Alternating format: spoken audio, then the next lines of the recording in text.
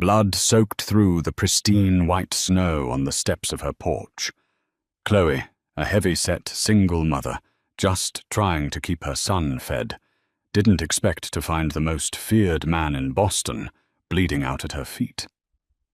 She had two choices: lock the door and let him die, or drag his massive frame inside and risk everything. Saving a monster always comes with a massive price. Tonight, that price was her quiet, completely invisible life. The danger had only just begun. Bitter winds howled through the narrow streets of South Boston, rattling the thin window panes of Chloe Henderson's run-down duplex. It was past 2 in the morning, and the neighborhood was swallowed by a freezing, unforgiving blizzard. Inside, the cramped living room was barely warm, the old radiator clanking rhythmically in the corner. Chloe sat at the scarred wooden kitchen table, rubbing her tired eyes. She was a fat woman in her early 30s, her soft, thick curves wrapped in an oversized, faded grey fleece sweater that had seen better days. Her heavy thighs rested against the edge of the chair as she meticulously counted out the crinkled dollar bills and loose change she had earned from her double shift as a veterinary technician at Dr. Aris's clinic. It was barely enough to cover the heating bill, let alone the new winter boots her 5-year-old son, Finn, desperately needed. Finn was fast asleep in the tiny adjacent bedroom, bundled under 3 layers of quilts. He was the center of Chloe's universe, the sole reason she endured the grueling hours, the aching joints from carrying her heavy frame on her feet all day, and the constant, suffocating anxiety of living paycheck to paycheck. Chloe let out a deep, weary sigh, her plump fingers pushing back a stray lock of messy brown hair from her forehead. She stood up, her weight shifting as she moved toward the small kitchenette to pour herself a cup of cheap instant coffee. Then a heavy, wet thud echoed from the front porch. Chloe froze. The coffee mug slipped from her grasp, shattering on the cheap linoleum floor, splashing dark liquid across her sneakers. She held her breath, listening over the howling wind. A low, agonizing groan vibrated through the thin wooden door. Her maternal instincts screamed at her to lock the deadbolt, check on Finn, and call the police. But this was South Boston. The police either took an hour to arrive or brought more trouble than they solved. Swallowing her fear, Chloe grabbed the heavy cast-iron skillet from the stove. She tiptoed to the door, peering through the frosted peephole. A massive, dark shape lay crumpled against her welcome mat. He wasn't moving. Hesitantly, she undid the locks and cracked the door open. The freezing air bit into her exposed skin, but the cold was immediately forgotten. A man was sprawled across her porch, clutching his side. He was dressed in a bespoke, charcoal-gray tailored suit that was now ruined, saturated with a terrifying amount of dark crimson blood. His face was turned away, hidden by the shadows, but his sheer size was intimidating. "Hey," Chloe whispered, her voice trembling. "Mister, you can't be here." The man shifted, his head rolling back to reveal sharp, aristocratic features bruised and battered, his jawline clenched in pure agony. He opened his eyes, piercing, icy blue eyes that locked onto hers with the intensity of a dying predator. "Help," he rasped, his voice a gravelly whisper. "No cops." Chloe's heart hammered against her ribs. She knew the golden rule of her neighborhood. You don't get involved. But as she watched the blood pooling on the white snow, spreading like a gruesome halo around him, her conscience betrayed her fear. He was dying. She couldn't let a man bleed to death feet away from where her little boy slept. "Damn it," she muttered under her breath. Dropping the skillet, she stepped out into the biting cold. "You have to help me, okay? I can't lift you alone." Chloe bent down, wrapping her thick, sturdy arms under his broad shoulders. She was a large woman, accustomed to physically hauling heavy bags of dog food and restraining massive mastiffs at the clinic. Using her low center of gravity and every ounce of strength in her heavy frame, she hoisted his upper body. He groaned, a horrific sound of torn muscle and bone, but managed to push off the ground with one leg. Together, in a clumsy, desperate dance, they stumbled through the doorway. She kicked the door shut, locking it securely, before dragging him onto the faded living room rug. He collapsed completely, unconscious. Panic threatened to consume her, but the clinical side of her brain took over. She ran to the bathroom, grabbing her emergency medical kit. A stolen collection of sutures, heavy-duty bandages, antibiotics, and surgical tools from the vet clinic. She knelt beside the stranger, her knees sinking into the carpet. Ripping open his ruined suit jacket and the blood-soaked silk shirt beneath, she exposed a torso covered in old, faded scars. But her focus was on the fresh, weeping bullet wound just below his ribs. It was a clean through-and-through shot, missing his vital organs but nicking a vein. Blood was pumping out rapidly. "Okay, buddy, you're going to hate this," Chloe whispered to the unconscious man. She poured a generous amount of rubbing alcohol directly into the wound. His body violently jerked, a guttural roar ripping from his throat, even in his unconscious state. Chloe placed her heavy knee gently but firmly against his hip to pin him down, using her weight to keep him from thrashing. With practiced, steady hands, she packed the entry and exit wounds with gauze, applying immense pressure until the bleeding finally slowed. For the next 2 hours, she worked tirelessly. She sutured the torn flesh, her plump fingers moving with surprising dexterity, tying off the stitches exactly as she had done on countless injured animals. She bandaged his torso tightly, administered a strong dose of broad-spectrum veterinary antibiotics she prayed would work on a human, and covered his shivering, shock-ridden body with her thickest fleece blanket. When it was finally over, Chloe collapsed back against the sofa, her hands stained red, her chest heaving. She stared at the man. His breathing had leveled out, a steady rise and fall beneath the blanket. She had no idea who he was, but the expensive Italian leather shoes, the custom suit, and the bullet hole told a story she didn't want to hear. She had just brought a very dangerous world straight into her living room. Sunlight filtered through the cheap plastic blinds, casting harsh, striped shadows across the living room floor. Chloe hadn't slept a wink. She sat rigidly in the armchair opposite the stranger, a steaming mug of tea in her hands, her eyes fixed on his pale but calm face. She had already checked on Finn, making sure her son was still deeply asleep, before returning to her vigil. Suddenly, the man's fingers twitched. His icy blue eyes snapped open, completely lucid, devoid of the grogginess most people experienced after massive trauma. In a fraction of a second, his hand shot to his hip, searching for a weapon that wasn't there. Realizing his holster was gone, he bolted upright, a sharp hiss escaping his lips as the movement pulled at Chloe's neat sutures. "Don't move," Chloe ordered, her voice surprisingly steady, despite the rapid fluttering in her chest. She remained seated, her wide, soft figure unmoving in the chair, the oversized sweater hiding her nervous posture. The man froze, his gaze locking onto her.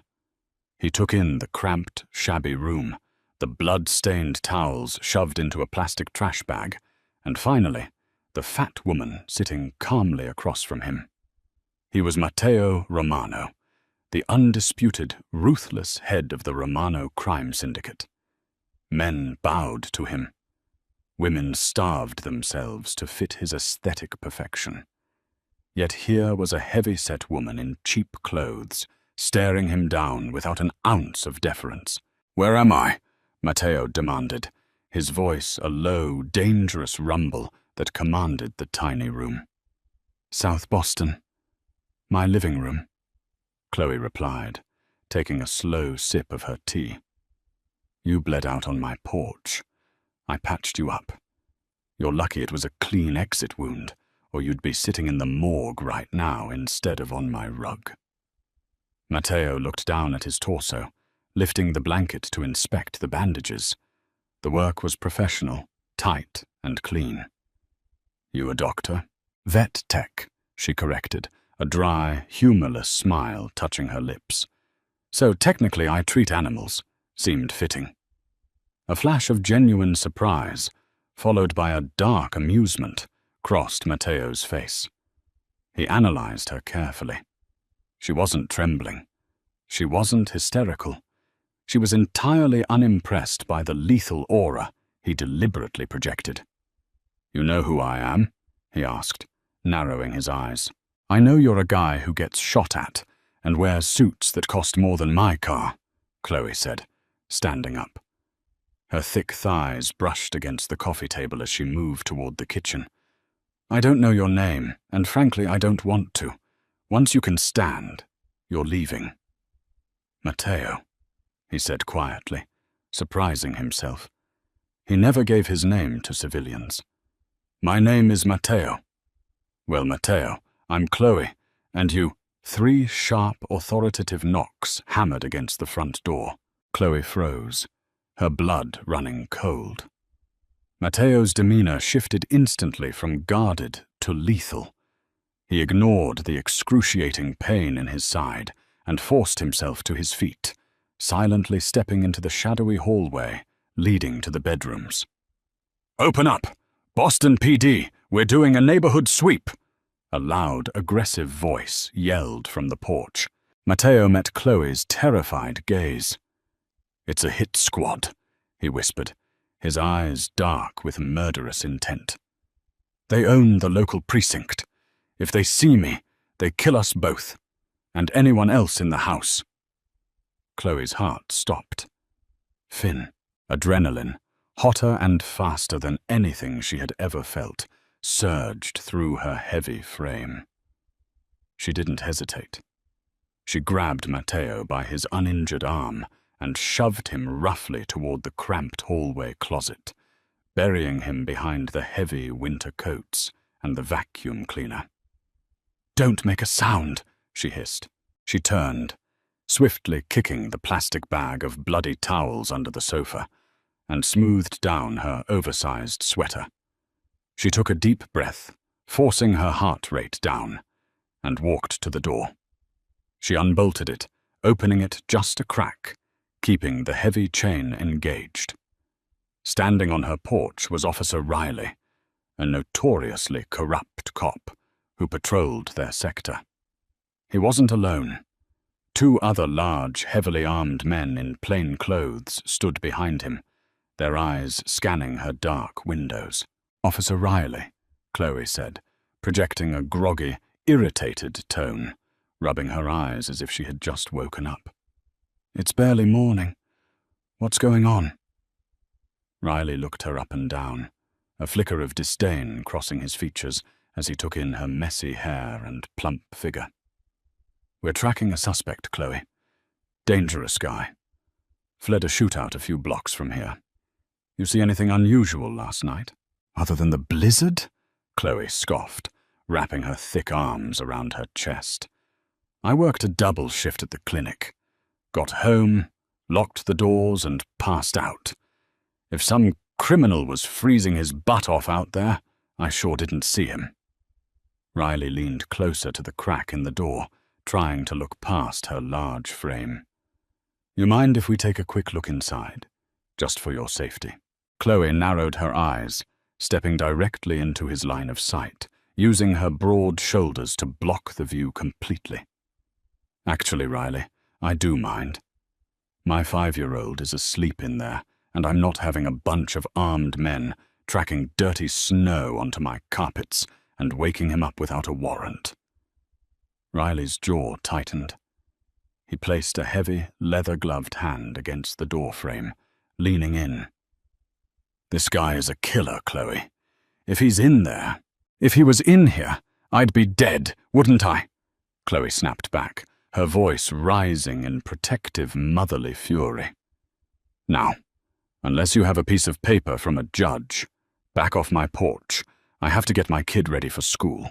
For a tense, agonizing moment, Riley stared her down. Chloe held her ground, her heart hammering violently, praying the lingering scent of rubbing alcohol wasn't noticeable. Finally, Riley sneered, pulling his hand back. "Fine. But if you see anyone in a bloody suit, you call us immediately. Don't be stupid." "Have a good morning, officer," Chloe said sharply, slamming the door shut and engaging the deadbolt. She leaned her heavy back against the solid wood, her legs suddenly turning to jelly. She slid down to the floor, burying her face in her plump hands, taking ragged, shaky breaths. The closet door creaked open. Matteo stepped out, his hand clutching his bleeding side, his icy eyes fixed on her with an entirely new expression. It wasn't just assessment anymore. It was profound respect. He walked over slowly, standing over her huddled, trembling form. "You belong by my side," the ruthless Mafia boss whispered, his voice vibrating with a terrifying, absolute certainty. "You just saved my life, Chloe, and I repay my debts." Chloe pushed herself up from the floor, her heavy breathing echoing in the narrow hallway. She brushed off her faded fleece sweater, her soft, round face flushed with a mixture of terror and absolute indignation. "I don't belong by anyone's side, especially not yours," she hissed, keeping her voice incredibly low so as not to wake her son. "You need to get out of my house before those crooked cops come back and kill us all." Matteo leaned heavily against the cheap floral wallpaper, his breathing shallow. The stitches she had hastily sewn into his side were holding, but he was still losing blood, his usually tanned face a sickening shade of grey.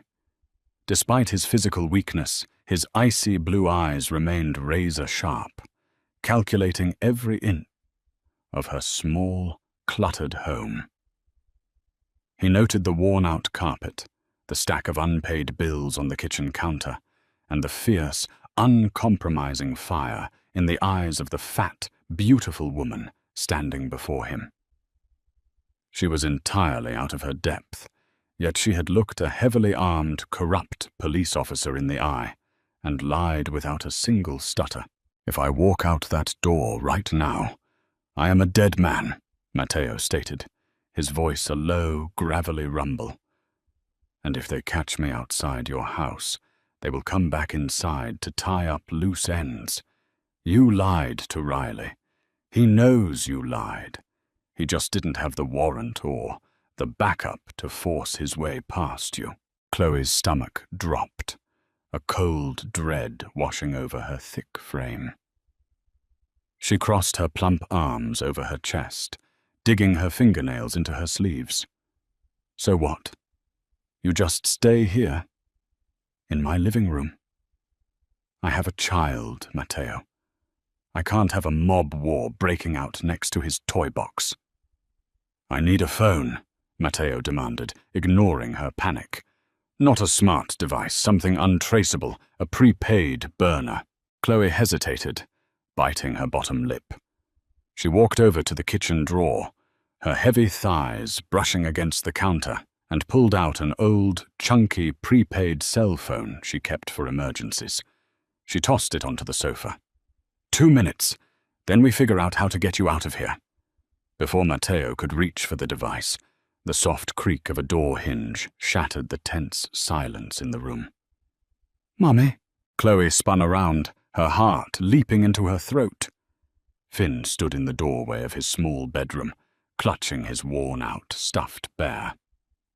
He was dressed in oversized superhero pajamas, his messy brown hair sticking up in every direction, his sleepy eyes rubbed frantically before settling on the massive, bleeding stranger standing in their hallway. Instinctively, Chloe moved, placing her wide, sturdy body entirely between her son and the ruthless Mafia boss. "Hey, sweetie," she said, her voice instantly dropping its sharp edge, replacing it with a forced, soothing warmth. "Why are you out of bed? It's still early." "I heard voices," Finn mumbled, peeking around his mother's thick hip to stare at Matteo. "Are you a giant?" Matteo froze. He was a man accustomed to instilling pure, unadulterated terror in the hearts of hardened criminals. He had broken bones and ruined lives without a second thought. But staring down at the small, innocent boy rubbing his eyes, something entirely unfamiliar shifted inside his chest. He slowly lowered himself to the floor, wincing as his side screamed in agony, until he was at eye level with the child. "I am a giant," Matteo whispered, his voice surprisingly gentle. "But I got hurt fighting a dragon. Your mum is a very brave doctor who fixed me up." Chloe stared at the ruthless crime lord in absolute shock. The lethal, terrifying aura he carried had vanished completely, replaced by a calm, steady presence that actually made Finn smile. "My mom fixes everything," Finn declared proudly, gripping his bear tighter. "Even stray dogs." "Go back to sleep, Finn," Chloe interrupted, gently steering her son back into his room and tucking him into the heavy quilts. "The giant needs to make a phone call and then go home." When she returned to the living room, Matteo was already dialing a number on the cheap plastic phone. He held it to his ear, his expression hardening back into the merciless boss of the Romano syndicate. "It's me," he barked into the receiver. "I need an extraction. South Boston. Send Griffin. No, tell no one else. We have a mole, and the local precinct is on the Donovan family's payroll. Just get here." He snapped the phone shut and looked up at Chloe. "My men are coming. We will be gone in 20 minutes.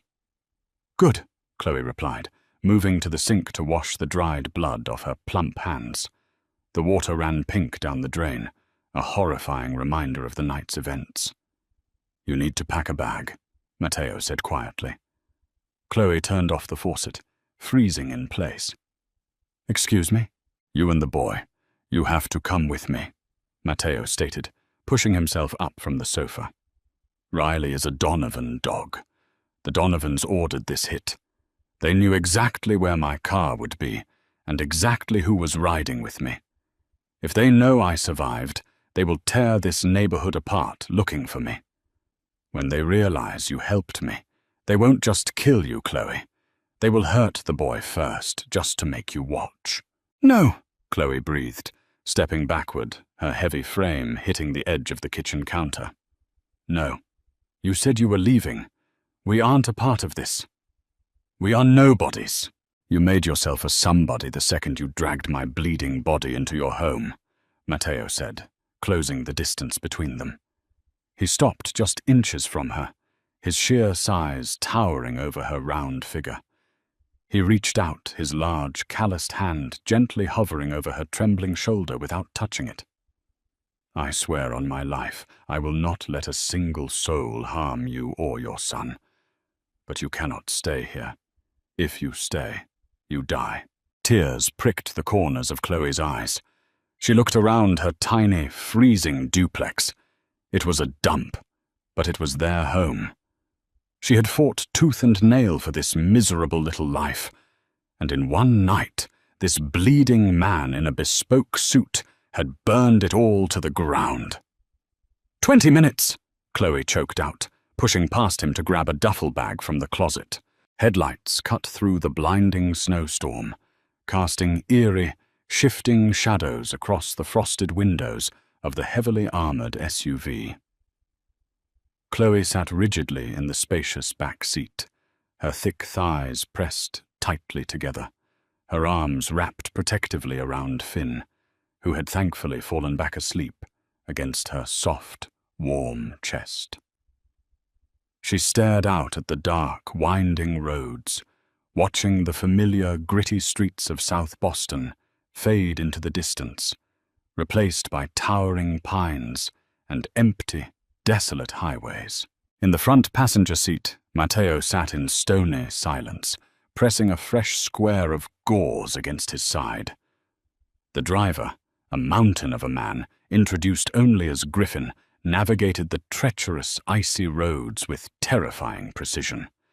Griffin had arrived exactly 19 minutes after Matteo's call, completely armed and flanked by 2 other black SUVs that were currently trailing them like mechanical shadows. "How much further?" Chloe asked, the silence in the vehicle gnawing at her frayed nerves. 10 minutes, Griffin replied gruffly, his eyes flicking to the rearview mirror to catch a glimpse of the heavy-set woman sitting in the back. He had been with Matteo for 15 years and had never seen his boss allow a civilian into his inner circle, let alone a disorganized, exhausted mother in cheap clothes. Yet Matteo had threatened to strip the flesh from anyone who looked at her sideways. "We are crossing into New Hampshire," Matteo added, not turning his head, but his voice was aimed solely at Chloe. "I have a secure compound in the mountains. It is completely off the grid. The Donovans don't know it exists. You and Finn will be perfectly safe there." "Safe is a relative term when you're traveling with the mob," Chloe muttered under her breath, her plump fingers stroking Finn's messy hair. Matteo let out a low, breathy chuckle that ended in a sharp wince. "You have a sharp tongue, Chloe. I like it.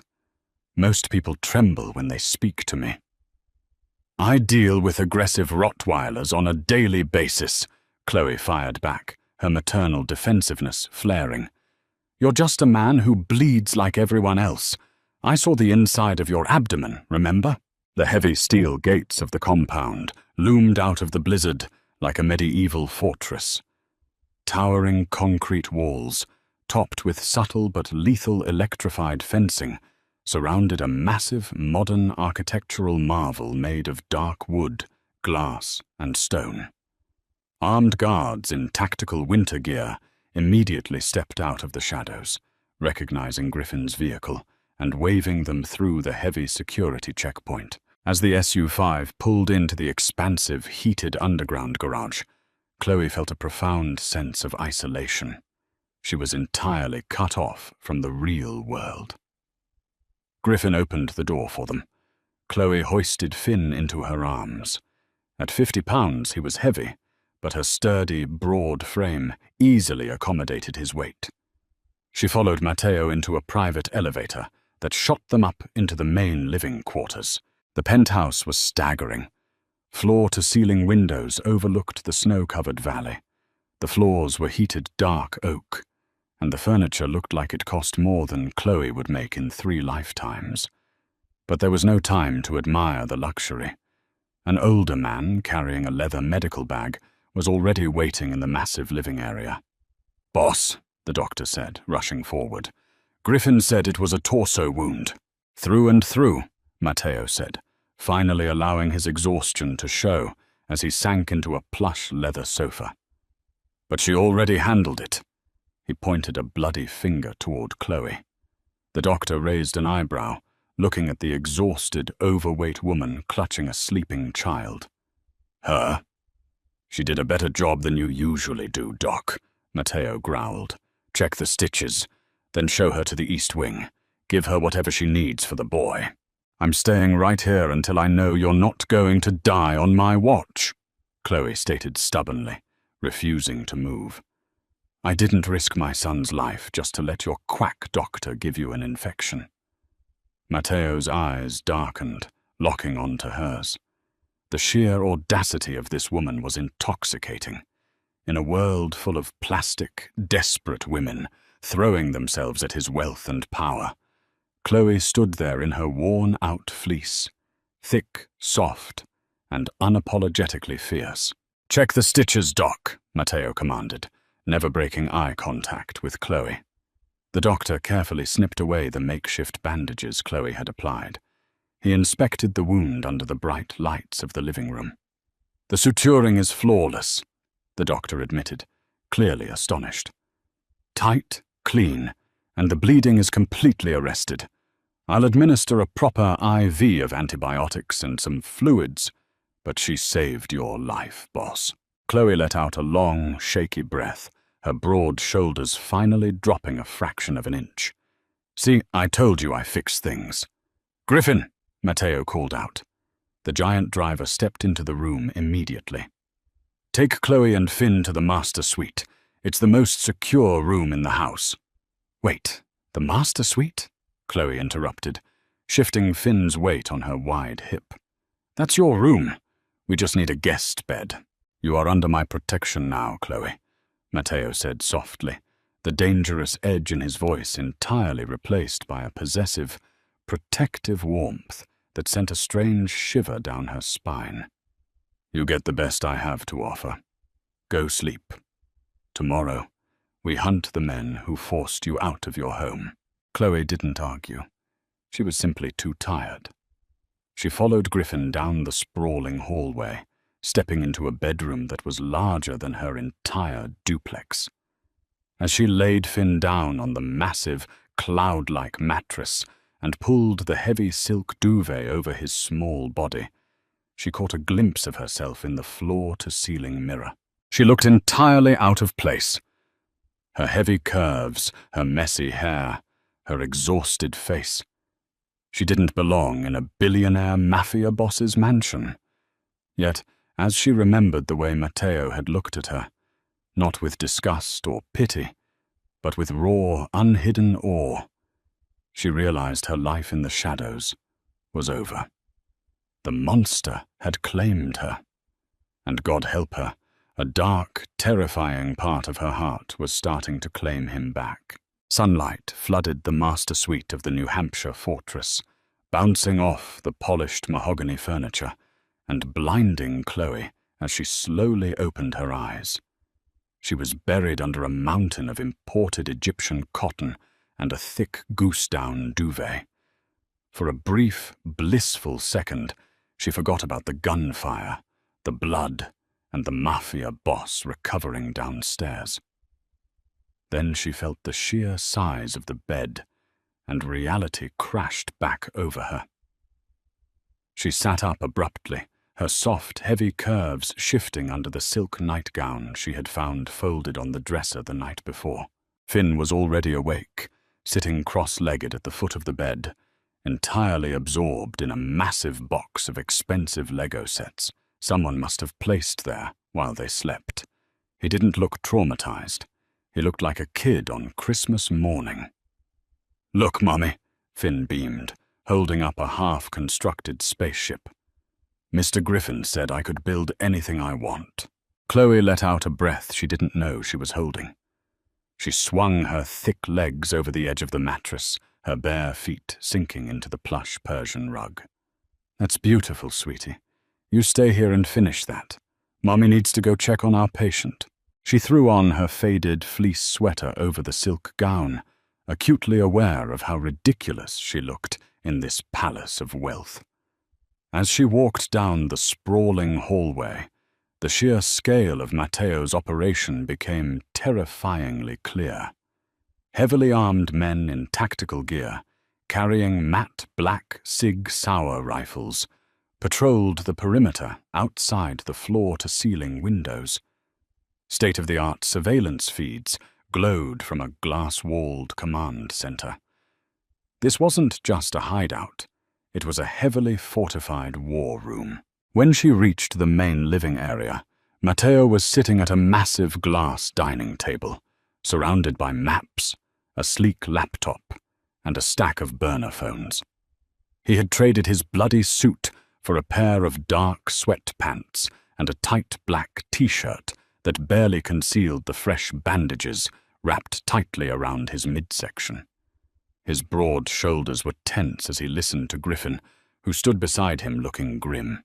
"We have a massive problem, boss," Griffin was saying, his deep voice rumbling. "Our contacts at Boston Medical Center confirmed the Donovans are pulling every favor they have. But it gets worse. The rat inside our crew gave them the security footage from the alleyway where you were hit.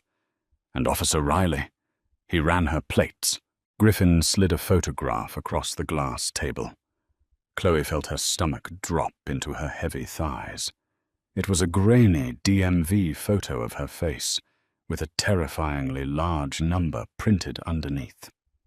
$2 million, Matteo read aloud, his voice dropping an octave, radiating cold, absolute fury. Connor Donovan put a $2 million bounty on the head of a civilian single mother. I told you I was a dead woman if I stayed, Chloe interrupted, stepping fully into the room. Both men turned. Matteo's icy blue eyes instantly softened as they swept over her. He took in her messy brown hair, the faded oversized sweater, and the soft, wide hips that swayed slightly as she walked closer. In a room full of hardened killers and cold steel, she was a fierce, grounded reality that anchored him. "You are not dead," Matteo stated firmly, pushing the photograph aside. "Nobody gets within 50 miles of this compound without my permission. Griffin, who is the leak?" "We narrowed it down," Griffin replied, giving Chloe a curt nod of respect. "It has to be Harrison. He was the only lieutenant who knew your exact route to the docks last night. He bypassed the security protocols on his encrypted phone right before the ambush." "Harrison!" Matteo spat the name like poison. He leaned back, wincing slightly as the movement tugged at his stitches. "He has been with my family for 10 years. The Donovans must have promised him half my territory." "What are you going to do?" Chloe asked, crossing her plump arms over her chest to hide her trembling hands. "We are going to rip Harrison's life apart," Matteo said calmly, though his eyes burned with a lethal promise. "But first I am going to ensure you and Finn are untouchable." Matteo slowly stood up, brushing off Griffin's attempt to assist him. He walked around the table, closing the distance until he stood directly in front of Chloe. The height difference forced her to tilt her head back to look into his intense gaze. "I have transferred a considerable amount of money into an offshore account in your name," Matteo said quietly, his voice meant only for her. "If anything happens to me, you take Finn, you take Griffin, and you disappear. You will never have to work a double shift at that clinic again. You will never have to worry about the heat turning off." Chloe's jaw dropped. "I don't want your blood money, Matteo. I just want my son to be safe."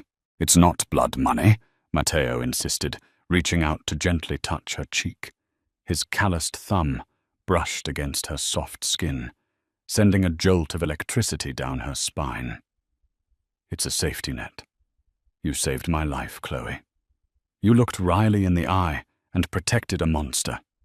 Let the monster protect you back."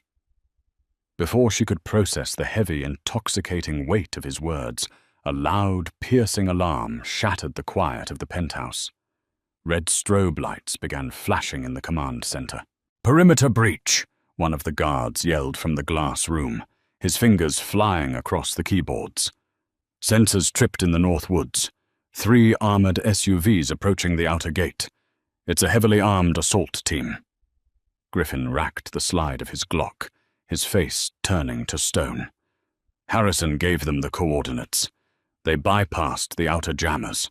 Matteo didn't flinch.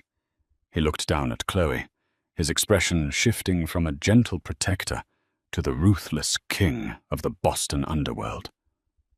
"Get to the master suite. Lock the reinforced door. Do not come out until I come for you." Gunfire erupted in the distance, a muffled, terrifying pop, pop, pop that echoed off the snow-covered mountains. Chloe didn't freeze. Her maternal instincts kicked into overdrive. She spun around, her heavy frame moving with surprising speed and agility, sprinting down the hallway toward the master suite. "Finn!" she screamed as she burst through the heavy mahogany door. Her son jumped up, dropping the Lego pieces, his eyes wide with fear. Chloe scooped his 50-pound body into her arms without a second thought, her thick biceps straining as she carried him into the massive walk-in closet at the back of the suite. She pushed him behind a row of Matteo's expensive custom suits, wrapping her large, soft body entirely around him to form a human shield. "Mummy, what's that loud noise?" Finn whimpered, burying his face into her fleece sweater. "It's just the wind, baby," Chloe lied, her voice shaking despite her desperate attempt to sound calm. "Just a big storm. We're going to play hide-and-seek in here for a little bit, okay? Just stay super quiet." Outside the bedroom, the compound had turned into a war zone. The Donovans had sent their elite hit squad, heavily armed mercenaries who moved with terrifying precision. But they had vastly underestimated Matteo Romano's paranoid level of preparation. Down in the main living area, Matteo ignored the burning agony in his side. He gripped a heavy assault rifle, standing shoulder to shoulder with Griffin behind an overturned marble table as the large floor-to-ceiling windows shattered under a hail of bullets. The frigid New Hampshire wind howled through the broken glass, carrying the scent of cordite and blood. "They brought breaching charges!" Griffin yelled over the deafening roar of automatic fire. "They're trying to blow the main elevator doors." "Let them try," Matteo roared back, firing a calculated deadly burst into the tree line, dropping 2 mercenaries instantly. "Harrison thinks he can take my throne by attacking my home? He's a fool. Activate the interior defense grid." Griffin smashed his fist onto a red panel hidden beneath the kitchen counter. Heavy, bulletproof steel shutters slammed down over the broken windows, plunging the room into near darkness, illuminated only by the red emergency lights. The elevator doors beeped loudly before a localized EMP charge fried the electronics in the shaft, trapping the ascending hit squad between floors. For 20 agonizing minutes, the compound shook with explosions, gunfire, and the screams of dying men. Chloe sat trembling in the dark closet, her plump hands clamped tightly over Finn's ears, praying to a god she hadn't spoken to in years. She imagined the corrupt cops, the rival gang members, the sheer violence tearing through the walls. She imagined Matteo, bleeding out again, unable to fight.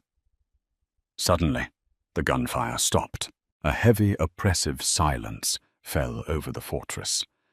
Chloe held her breath, her heart pounding so loudly she was certain it could be heard through the door. Heavy footsteps approached the master suite. The reinforced door beeped and clicked open. Chloe tightened her grip on Finn, bracing herself. The closet door swung open. Matteo stood there. He was covered in drywall dust, his black shirt torn, and a fresh cut bleeding above his eyebrow. But he was alive. His icy blue eyes scanned the dark closet, softening the moment they locked onto Chloe.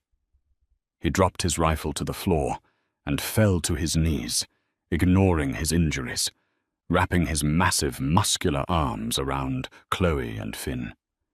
He pulled her heavy, soft body against his chest, burying his face in her messy hair. "It's over," Matteo whispered, his breath hot against her neck. "They're dead. Griffin is securing the perimeter. Harrison has been captured alive by my men in the city. You are safe." Chloe let out a choked sob, the adrenaline finally crashing out of her system. She buried her face in his shoulder, her tears soaking his shirt. Finn peeked out from her arms, looking at Matteo. "Did you beat the dragon, giant?" Matteo pulled back slightly, a genuine warm smile breaking through his bruised face. "I beat the dragon, little man. Nobody is ever going to hurt you or your mum again." Later that evening, after Finn had been put back to bed and the cleanup crew had arrived to erase all evidence of the siege, Chloe found Matteo standing on a secluded, heavily guarded balcony overlooking the snowy valley. The cold wind bit at her cheeks as she stepped outside, her thick curves wrapped in a heavy wool blanket. "You should be resting," Chloe said softly, standing next to him. Matteo turned, his intense gaze locking onto her. "I have never met anyone like you, Chloe. The women in my world, they shatter at the first sign of danger. But you protect. You fight." Chloe looked down, suddenly feeling incredibly self-conscious. She pulled the blanket tighter around her wide hips. "I'm just a fat, tired mum, Matteo. I don't belong in this world. I don't fit in with the supermodels and the money." Matteo's jaw tightened. He stepped into her space, his large hands reaching out to grab her waist, pulling her heavy, soft frame flush against his hard, muscular body.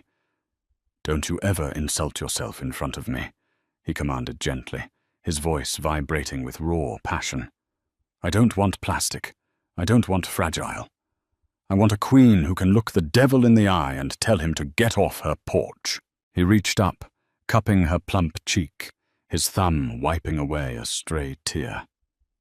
"You are beautiful, every inch of you, and you belong by my side." Before Chloe could protest, Matteo leaned down and captured her lips. The kiss was fierce, demanding, and entirely consuming. It wasn't the tentative kiss of a cautious romance.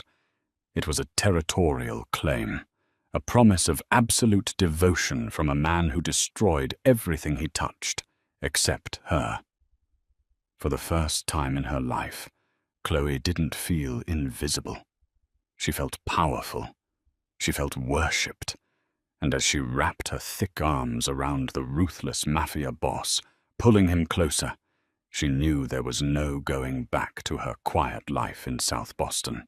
Morning broke over the New Hampshire mountains, painting the blood-stained snow outside the compound in a deceptive, glittering blanket of white. Deep within the subterranean levels of the fortress, however, the cold reality of Matteo Romano's world was entirely on display.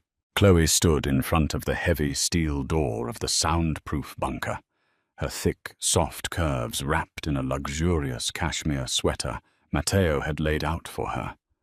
Her heart hammered against her ribs, but she refused to step back. Griffin, standing guard by the biometric scanner, looked down at her with a mixture of hesitation and profound respect.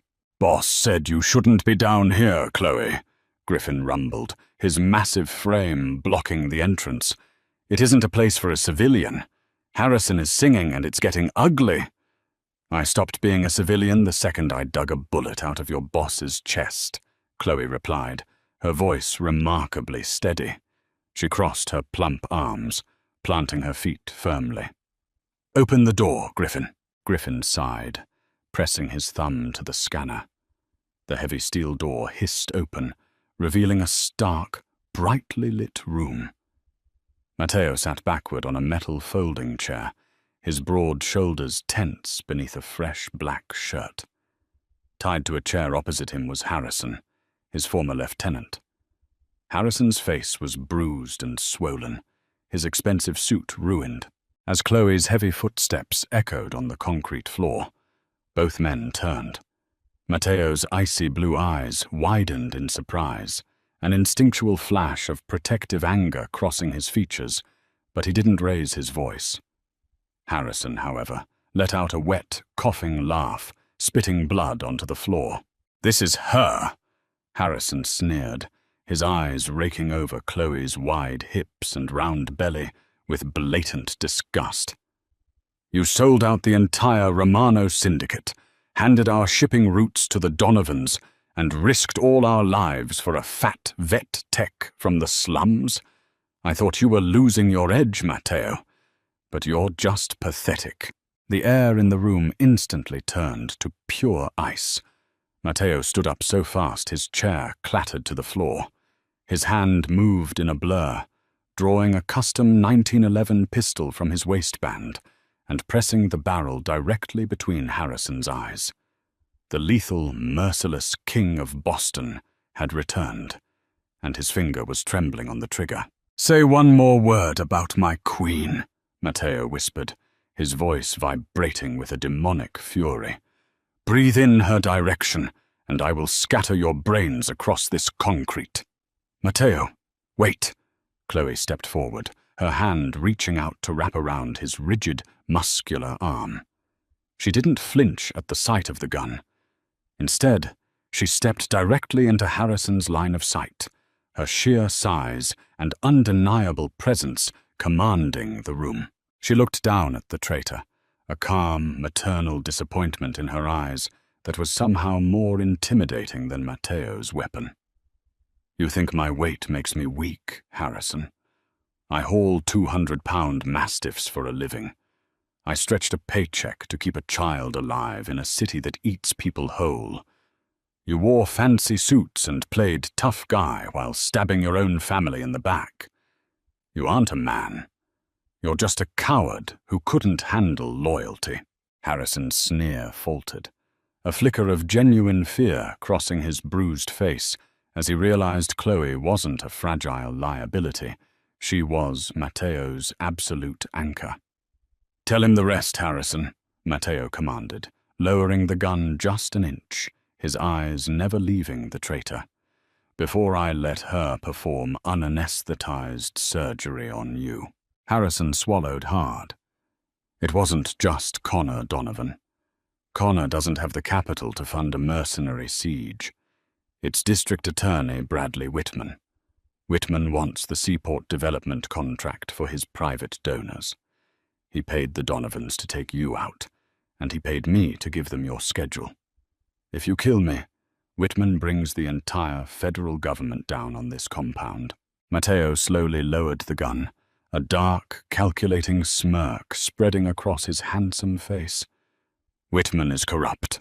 I have the ledger from his offshore accounts. Griffin, send the files to the major news outlets. Let the feds tear Whitman apart. As for Connor Donovan, his organization died on my lawn last night." Matteo turned away from Harrison, dismissing the broken man completely. He holstered his weapon and wrapped his large arm around Chloe's wide waist, pulling her soft, heavy body flush against his side. "Get him out of my sight," Matteo ordered Griffin. "Hand him over to the remaining Donovans. Let them see what happens to men who fail." Upstairs, the heavy tension of the bunker vanished the moment they stepped back into the master suite. Finn was sitting on the plush rug, happily watching a cartoon on the massive flat-screen television. Chloe let out a long, shaky breath, the adrenaline finally leaving her system. Her knees went weak, but Matteo caught her, sweeping her easily into his powerful arms despite her weight, and carried her to the edge of the oversized bed. He knelt before her on the plush carpet, his hands gently resting on her thick thighs. He looked up at her, his icy eyes completely melted into pools of absolute devotion. "The war is over," Matteo said softly. "Whitman is finished, and the Donovans are broken. But my life will always have shadows, Chloe. I will never force you to stay in the dark. I have a private jet fueled and waiting. I can send you and Finn anywhere in the world, with enough money to live like royalty for the rest of your lives." Chloe looked down at the ruthless Mafia boss kneeling at her feet. She reached out, her plump fingers threading through his dark hair, pulling him closer until their foreheads rested against each other. "You told me I belong by your side," Chloe whispered, a fierce, loving smile gracing her lips. "I don't run, Matteo. Not from corrupt cops, not from mercenaries, and definitely not from you. I love you. We are staying." Matteo let out a ragged breath, wrapping his arms around her wide hips and burying his face in her soft stomach, holding her as if she were the only real thing in his world. In the span of 48 hours, the brutal crime lord had found his humanity, and the invisible, struggling single mother had found her kingdom. Together, they were entirely unbreakable. What an incredibly thrilling journey for Chloe and Mateo. From a terrifying, bloody encounter in a freezing South Boston duplex to reigning supreme over a powerful empire, their love story proves that true strength comes in all shapes and sizes, and loyalty is the ultimate weapon. If you loved watching this fierce, curvy single mom tame the most dangerous mafia boss in the city, please hit that like button right now. Don't forget to share this video with your fellow romance drama lovers, and subscribe to our channel for more gripping, heart-pounding stories. Leave a comment below telling us your favorite plot twist.